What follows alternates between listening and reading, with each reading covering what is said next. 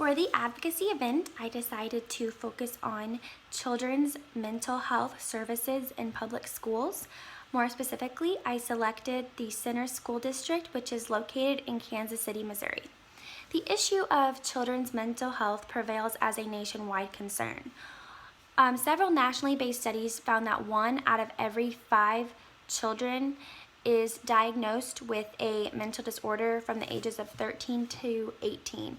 And this data is consistent from research reports funded by the Centers for Disease Control and Prevention, 2015, Child Mind Institute, 2016, National Alliance on Mental Illness, 2016. Only approximately 20% of this population receives the necessary treatment and intervention to address mental health problems. And this is data from the Child Mind Institute, 2016. 2 decades of research suggests many child mental health problems are both preventable and treatable. If we provide these children and families with early intervention and evidence-based services, it is going to decrease the amount of funding that the entire United States is going to end up spending later on incarceration, as there is a direct correlation between juvenile delinquency and mental health disorders. Children's mental health is also directly related to their educational outcomes, thus providing a reason for the importance of school-based services.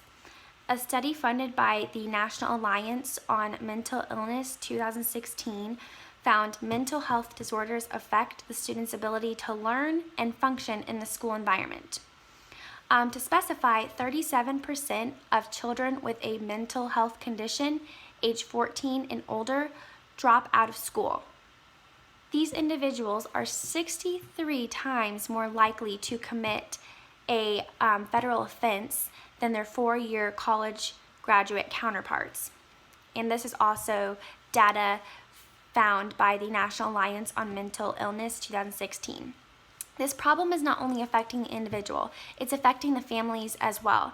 The greater society often perceive families as the root of their child's emotional and behavioral disorders, but this viewpoint has drastically shifted over the past 50 years, and society is now perceiving families as a partner in the treatment process rather than the cause of the disorder. And this information is from the Culp textbook, 2013. Families with children that suffer from a mental disorder suffer socially and financially. In the social sector, they often isolate themselves from the outer community because they fear that stigma that outsiders will push onto their family. And financially, they suffer because the cost of prescriptions is high and not every family has access to health insurance. And also the time it takes to transport their child to the treatments is causing them to either miss work or the child is going to miss out on that treatment they desperately need. And on a local level, this issue is currently being addressed in the Center School District because they have 1 counselor and 2 social workers per school, and these are licensed professionals. They're not necessarily dedicated solely to the treatment process of mental disorders, but they are there for support. I interviewed Michelle Gibson, which is one of the 2 social workers at Center Elementary School, and she provided me with a wealth of information regarding issues with the current policies. I also found an article that detailed current actions of the school district in regards to children's mental health services. The article is printed in the Kansas City Star and depicts the truth behind the support of school-based mental health services. There was an 18-year-old at Center High School, and she overdosed while at school. The counselor, social worker, and principal were aware of her mental health disorder, and they attempted to seek out a licensed therapist to meet with the student, but she had no means of transportation, so she never received the services. The student states that she would go home after school and have no support from the family at all.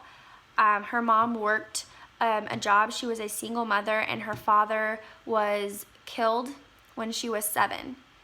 So it's not necessarily that her parents don't care, it's that they are busy working and maybe do not understand the importance of family engagement in this entire process. The Healthcare Foundation of Greater Kansas City has an allocated budget of $4.2 million for mental health care services, but this is for the entire community, not just schools.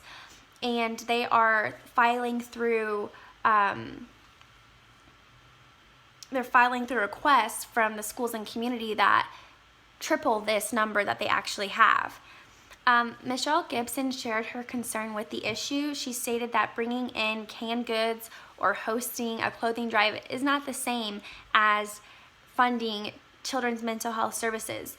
Most of the children's suffering is invisible to the school professionals. So the fact that it's invisible might deter people from helping. And in terms of resources that are lacking, the most apparent resource that is lacking in the school district for children's mental health services is funding, as I just discussed. Currently, there is no partnership between the school and a private organization, and this is the primary funding for school-based mental health services. The North Kansas City School District has partnered with the Tri-County Mental Health Services Incorporation, and they are currently providing a licensed clinician at each school. So that clinician is dealing with a caseload that is actually manageable, and whereas the Center School District has only 2 licensed clinicians for the entire school district, which is over 2,643 kids. Another component that is lacking is the amount of family involvement in the school arena. Due to the number of single parent families and students in the foster care system, the teachers struggle to conference with all families during parent-teacher conferences, and it doesn't mean that they don't care, it's just that they face barriers such as lack of transportation, conflicts with the work schedule, or they can't find childcare. I contacted a teacher that I completed a previous practicum with at Center Elementary School, and she provided information to the resources for children's mental health services from an educator's perspective. Teachers receive professional development regarding proper practices to work with diverse children and families. Also, if the student has an IEP for a behavioral disorder, for instance, they learn the necessary measures to engage if an outburst occurs. So they're aware of these procedures, and if they notice maybe some changes in their students, they can contact the counselor, but they really don't have control beyond that. The measures that are taking are that I want to take are pretty complex. I view this as a multi-tiered process. The first item on the agenda is to foster communication with families. They need to be provided with information on the issue and learn how their engagement can greatly impact their child's overall well-being and in the future as well. With the garnered support, I can turn to the Tri-County Mental Health Services Incorporation and provide them with a proposal to form a partnership with Center School District. This organization would offer immediate financial support and would have a sustaining relationship.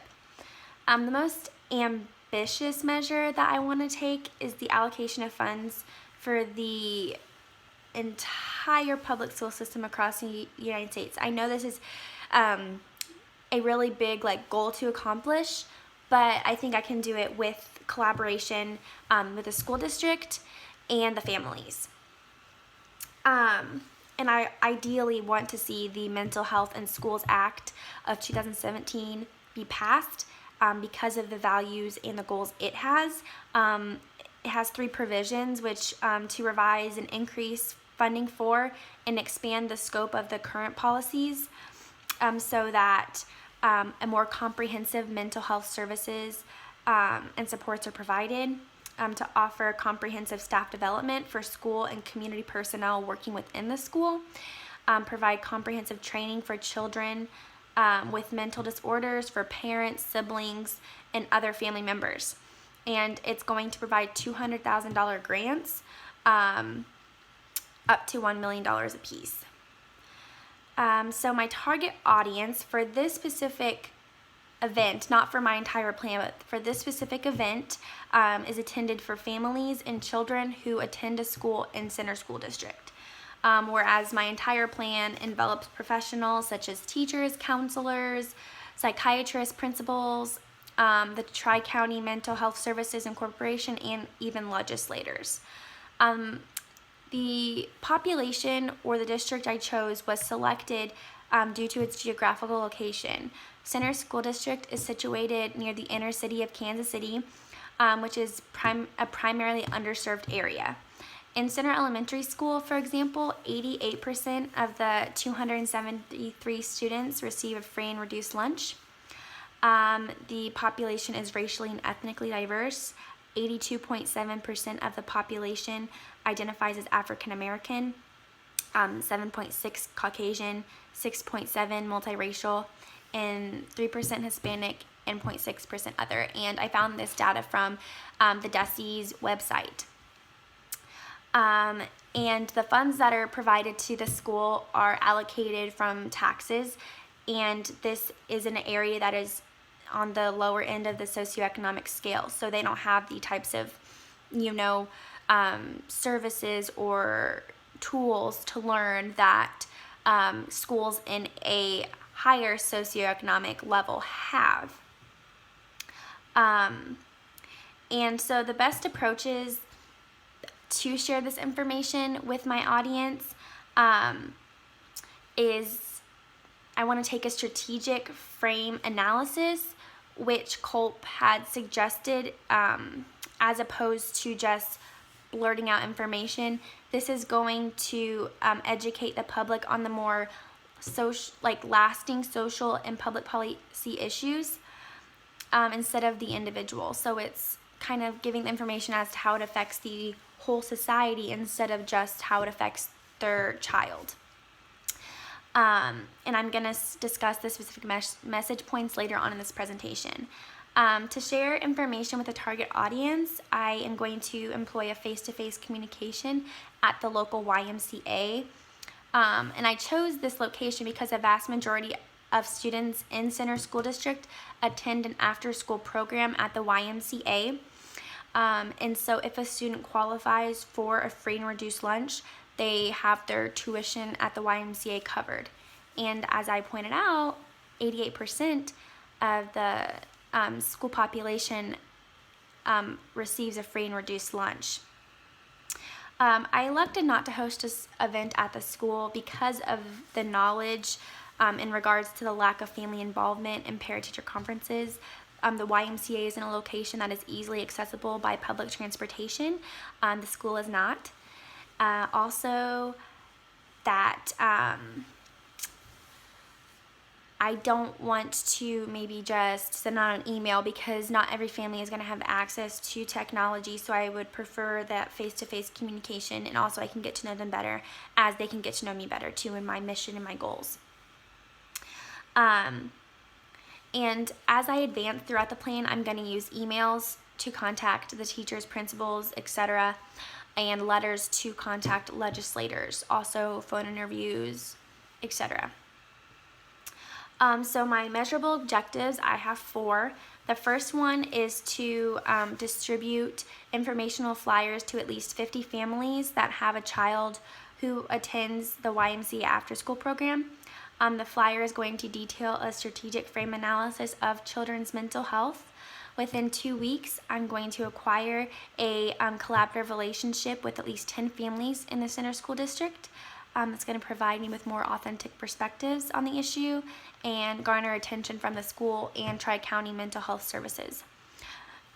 After I get interest and support from at least 10 families, I'm going to arrange a meeting with Dan Ryan of Tri-County Mental Health Services and Stacy Keene, the Director of Student and Family Services in the district, to take place at the end of February 2018.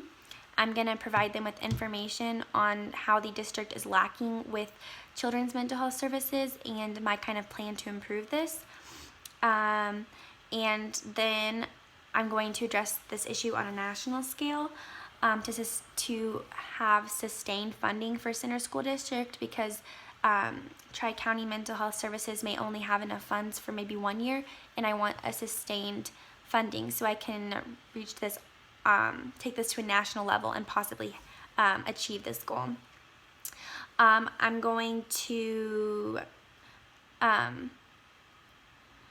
contact or write a letter to Gail McCann Beatty, which is the minority floor leader and Kansas City, Missouri representative of the House of Representatives.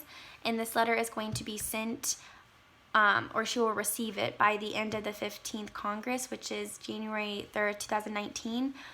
And so I'm going to potentially use Center School District as what the example for the entire nation should be. And I know this is very ambitious. I know I'm going to have bumps along the way, but I'm willing to adjust and change as I proceed in this advocacy. My message points for the audience, they're pretty simple. I want to answer the questions: what is mental health? Why is mental health important to children's development and family relationships? How can schools better acknowledge children's mental health and what is lacking in terms of these services? And what action can families take to implement school-based mental health services? Those are the questions I'm going to answer in my message points. I'm going to have a clear definition of what is mental health, and also that mental health is not the same thing as breaking a bone or getting the flu. Although it still has to be treated as such. It's not physical, it's mental. So they need to perceive this as an important part to their child's development. And I want to also provide them with statistics and data that I've gotten from research from the Centers for Disease Control and Prevention, the Child Mind Institute, National Alliance on Mental Illness. And know that children's mental illness, if left untreated, can lead to criminal activity. And this is in an area that is currently underserved, a minority area, already marginalized. And to know that maybe this is one of the problems or why their children go directly from school to prison. Not saying that it's that for the entire population, but is highly prevalent in this area. And also like what they can do to help their child's mental illness, how they can develop a positive self-outlook and what to look for, some triggers that may occur. The third message point I want to send is the purpose of school-based services and that the resources are lacking. Schools are the ideal place to leverage evidence-based mental health knowledge and make a transformative impact on the mental health landscape of this country. And research indicates that 70% of children's mental health disorders onset before they're 25 years of age. And this is from National Alliance on Mental Illness 2016. And I want to point out that cooperating with counselors and psychiatrists within the school is going to minimize the cost of the families, but it doesn't mean that they're going to care any less. They're just going to communicate the information better. They're going to have maybe a plan set for school and how parents can continue this plan in the home context. So there's not like a disconnect between context, because that is a problem now that is occurring. The student has support maybe at school and not at home, or vice versa. A final message point is going to introduce families to the steps they can take in getting involved with my advocacy, how they can collaborate with me, and how this will help me as we're trying to achieve this goal. And I decided to do this because families need to take action in advocacy. CULP 2013 suggests that family engagement in advocacy is going to improve outcomes. And I want them to be comfortable reaching out to school professionals, be comfortable reaching out to me, be comfortable reaching out to organizations, so that we're going to get more interest and kind of push this into the limelight. The partners, people that I'm going to collaborate with, are the Tri-County Mental Health Services. Currently, their mission statement is to provide prevention and recovery-oriented mental health services, which are quality assured and person-centered, with increased attention to the whole person. So I agree with this, but they also agree to link youth and their families to other services as well as community resources, and that's what I'm really looking forward. Having the organization link the community, link the school, link the families all together. I'm going to partner with the Center School District with professionals such as Michelle Gibson, other educational professionals, and the entire district. The entire district currently focuses on responsive services, and I don't want necessarily just responsive services. I want preventative measures as well, because this responsive measures are not working. There's still students taking their own lives and putting others in harm's way. I'm going to partner with the YMCA. They focus on the safety, health, social growth, and academic enhancement of students in the community, and they're providing these services for at a very low cost or even free to an underserved community. The families, most often they're going to have their child's best interests in mind, but they may lack the resources to have a proper diagnosis or to get the services. They also might not be educated on kind of warning signs or what mental health really is, or how school-based services can help. The form of advocacy I'm going to engage in, like I said, I wanted to reach the greatest number of people possible within the span of the event.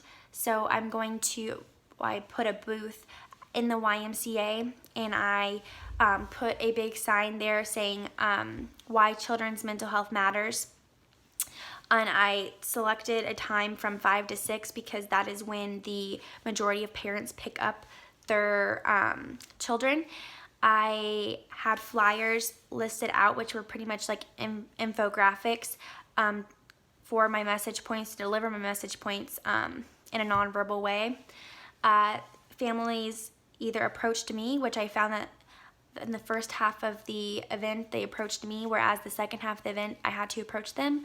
I understood that families are often rushing to get home after a long day of work, so I kind of catered to this by handing them an infographic versus carrying on a long presentation or spiel. And I reached about 80 families, I counted, within that hour time frame. And I wanted to first raise awareness of this issue to the families, because the families have the ethical right to know this big issue and how it's going to affect their families before I connect to the schools.